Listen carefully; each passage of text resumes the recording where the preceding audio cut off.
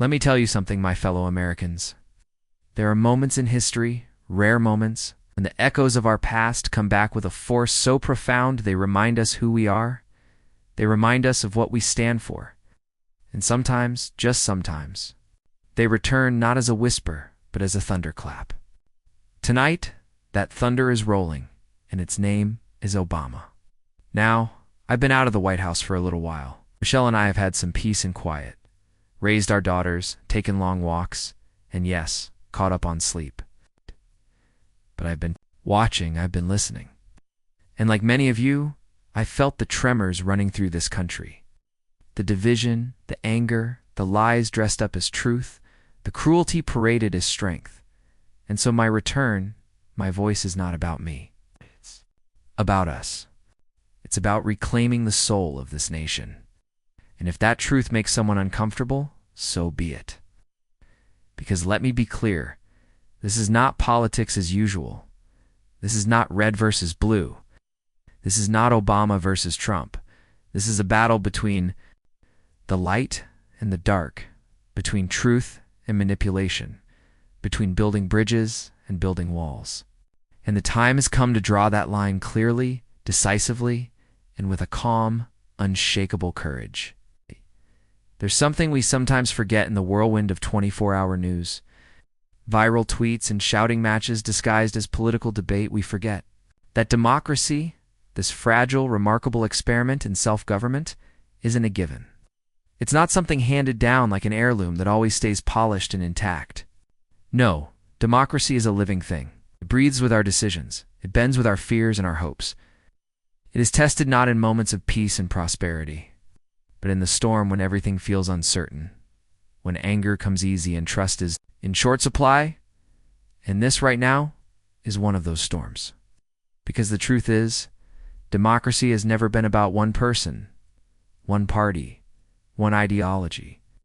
It's about something deeper, something older than any of us. It's about a covenant, a sacred understanding that power in this country comes not from the top down, but from the bottom up. That every citizen, no matter how rich or poor, no matter their skin color or faith, holds a piece of that power. And with it comes responsibility. What we've witnessed over the last several years is a reminder, sometimes painful, sometimes startling, of just how vulnerable that covenant can be. We've seen institutions we once trusted get pushed to their limits.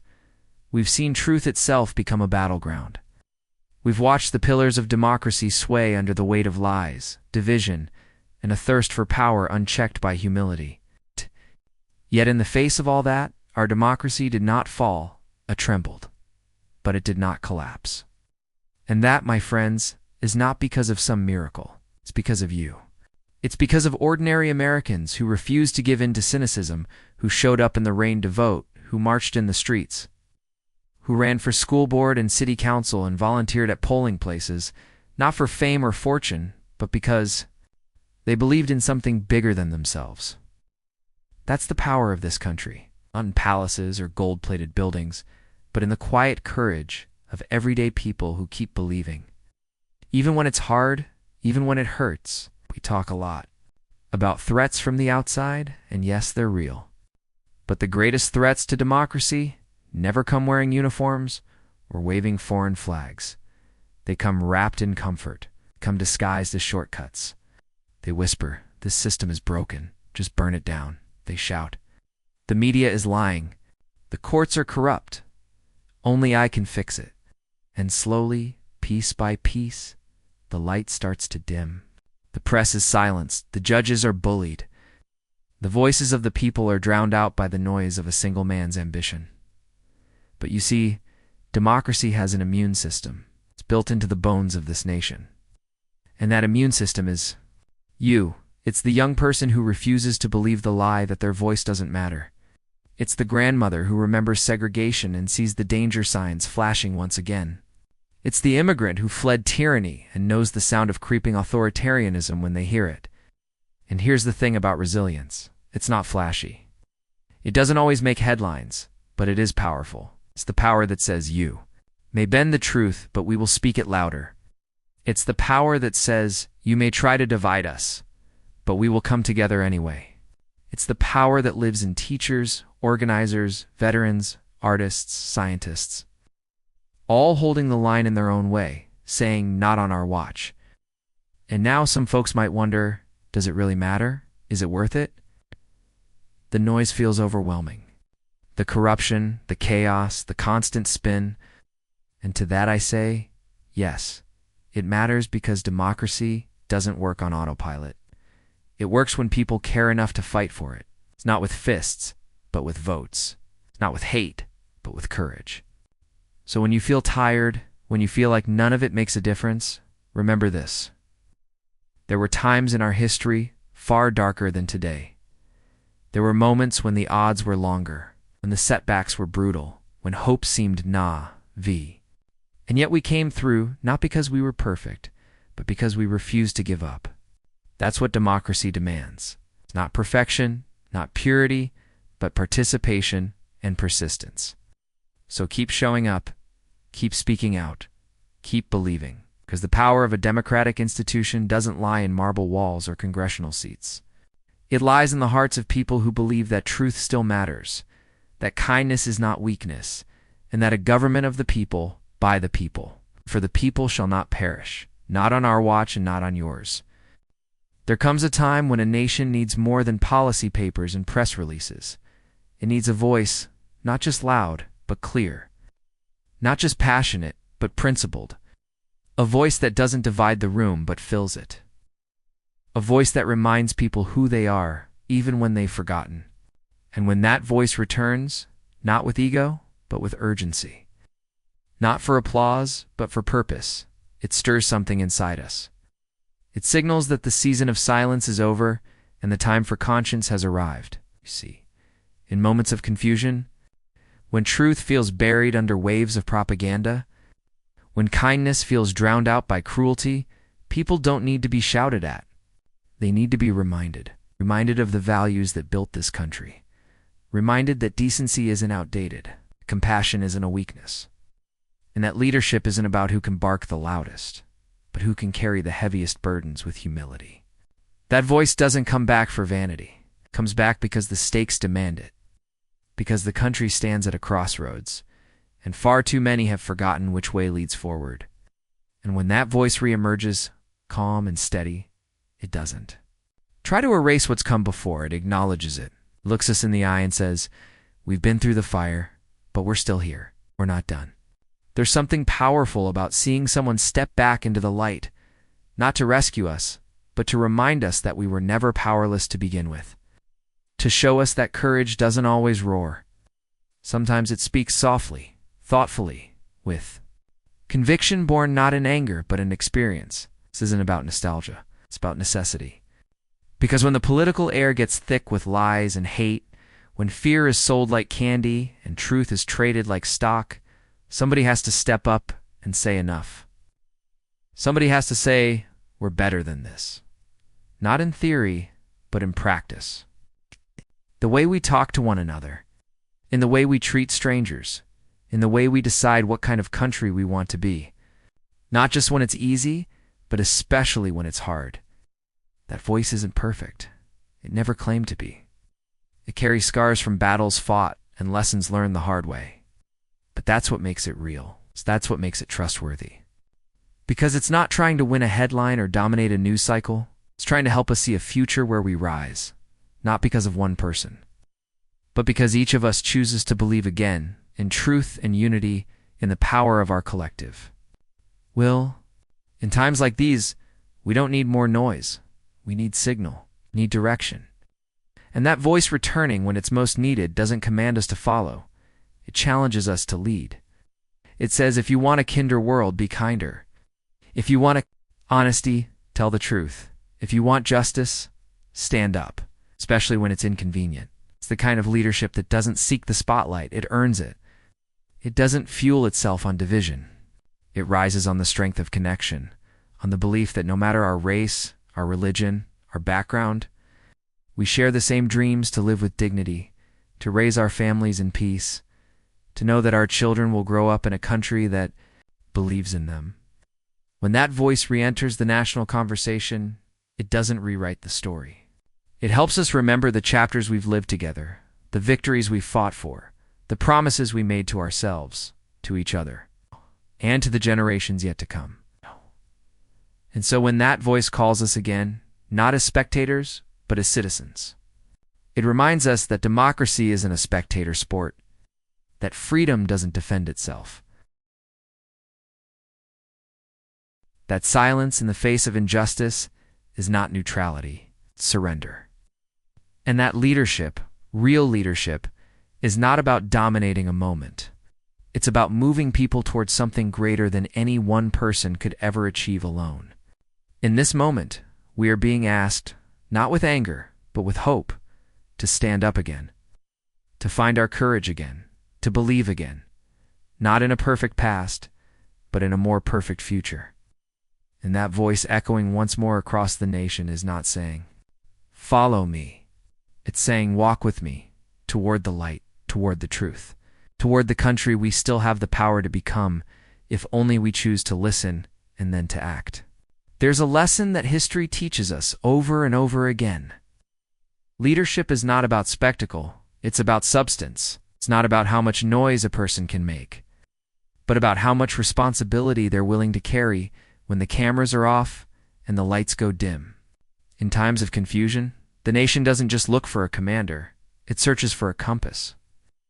And in that search, the contrast between noise and vision, between self-promotion and service, becomes crystal clear. People may not always agree on every issue. We argue about taxes and healthcare, schools and climate. That's what a free society does. It debates, questions, it challenges. But at our core, what we yearn for is something simpler. We want dignity. We want truth. We want leaders who respect the weight of their words and understand that the job isn't to be war-ripped, it's to serve. And when we look back on what we've been through, when we reflect on the years of shouting and division, something becomes painfully obvious.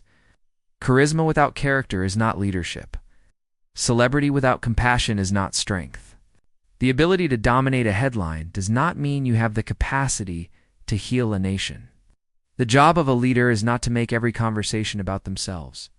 The job is to make sure that every person in the country feels seen, heard, and valued, even when they didn't vote for you. A contrast is what this moment has made impossible to ignore. On one hand, we've witnessed a style of politics driven by grievance, where loyalty is demanded and dissent is punished, where truth is bent and broken until it no longer resembles anything we recognize. On the other hand, we are reminded by example that leadership doesn't need to shout to be heard, speaks through action, uplifts without belittling. It inspires not by promising that only one person can fix everything, but by reminding us that all of us have a role to play. We've seen the difference between someone who builds walls of fear and someone who builds bridges of trust. One points fingers when things go wrong, the other rolls up their sleeves. One seeks division like it's a strategy, the other seeks unity like it's a duty. That difference matters not just in how policies are shaped, but in how people feel when they wake up in the morning. Are they hopeful? Do they believe they're part of something bigger? Or are they afraid, wondering who will be targeted next? Politics is never perfect. Democracy is messy. But values don't have to be complicated. Tell the truth. Respect the rule of law. Honor your commitments. Treat people with basic human decency. These aren't partisan ideals. They're moral foundations. And when those foundations are shaken, we all feel it. The division isn't just on the news, it's at the dinner table, in the classroom, at the grocery store. It seeps into the air we breathe. But the good news is, we still get to choose.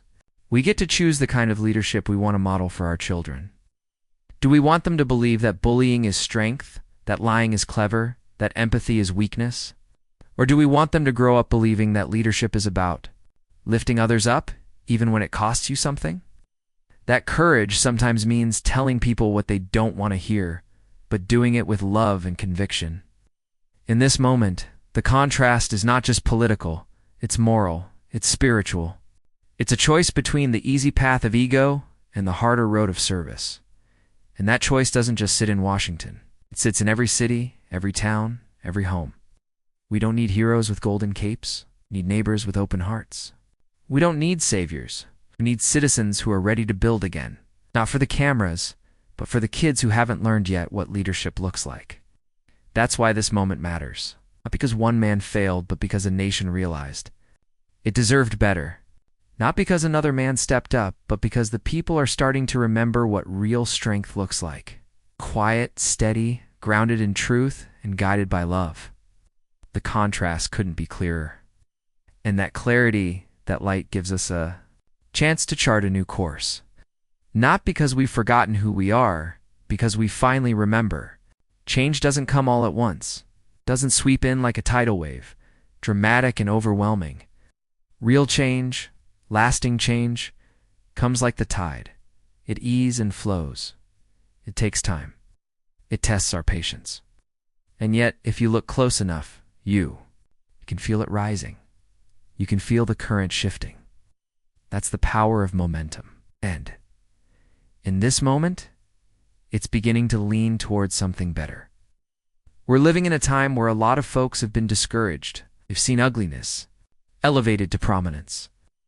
They've watched decency dismissed like a weakness. They've been told that outrage is the only language that matters, that empathy is out of style, and that the loudest voice in the room is somehow always right. But here's the truth. The American people are wiser than that. They're not just watching. They're learning. Slowly but surely, they're starting to turn away from the noise. You can feel it in the conversations happening in living rooms and barbershops, in classrooms and church basement. People are asking different questions. Now, not who can win the next news cycle, but who can bring us back together. Not who can get the most clicks, but who's thinking about my kids, my job, my community. That shift in the questions we ask, that's the beginning of a new momentum. There was a time not too long ago when cynicism was winning, when it felt like decency had lost its voice, when the only thing louder than the lies was the silence of those who should have known better. But something's changing. The silence is breaking. The courage is returning, and more people are standing up. Not for a party, but for principle. And you can tell because of the way fear is starting to lose its grip. For years, fear was used like a tool. Fear of the other, fear of change, fear of losing status, fear of being left behind. But that tool is starting to rust because people are realizing that fear might rile up a crowd, but it can't build a future. You can scare people into submission, but you can't scare them into greatness. Greatness requires faith, faith in each other. It's faith in the idea that we don't have to tear each other down to lift ourselves up. Momentum shifts when people begin to believe again. It's the ta. And that belief isn't nav, it's earned. Ta. It's built on the hard work of organizers in neighborhoods no one's talking about. On teachers who keep showing up even when their pay doesn't match their passion. On young people who've seen more struggle than they should have, but who still believe their voice matters. That's what moves the needle. Not rhetoric, but resolve. Not theatrics, but truth. We've seen this shift before. We felt it. When people start tuning out the showmanship and tuning into their conscience when they realize that dignity doesn't come from wealth or power, but from how you treat the most vulnerable person in the room, when they understand that politics isn't a game, it's a reflection of we are and what we value. And in that reflection, folks are beginning to say, we want something better. We deserve something better. And now, make no mistake, those clinging to the old ways feel it too. That's why the volume has gone up. That's why the tactics have become more desperate. Because when you built your platform on division, unity feels like a threat. When you've thrived on chaos, order feels like a loss. But what they're missing is that this momentum isn't about one person taking the lead. It's about all of us deciding we won't go backward. The public trust is a delicate thing. It's not granted by polls or rallies. It's earned day by day in the quiet choices people make about who they believe, who they follow, who they're willing to fight for, and the tide is turning. People are choosing leaders who reflect their best selves, not their worst instincts. Leaders who can take a punch without throwing one back. Leaders who choose grace over grievance, truth over theatrics. This is how momentum shifts slowly, quietly, until suddenly everything feels different, and what once felt immovable begins to move. Not because one speech changed everything, but because one by one people stood up, people remembered, people believed again. And now we're standing at the edge of that momentum, and if we keep pushing, not with hate,